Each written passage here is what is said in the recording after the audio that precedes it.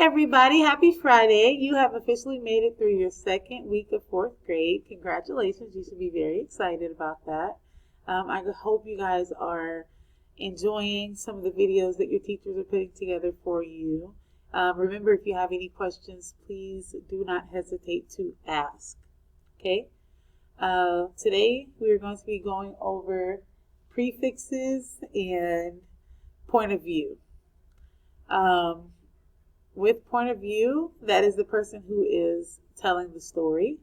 And as you've already seen yesterday, prefixes are the word parts that go at the beginning of a word. So today, with those prefixes, we are going to focus on the prefix I'm and the prefix re. Alrighty.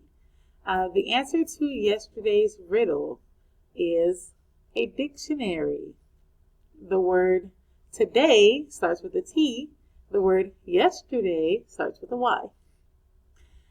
Today's riddle is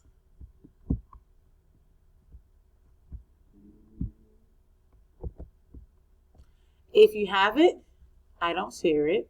Or if I have it, I don't share it. If I share it, I don't have it. What is it? Let me know on the next slide.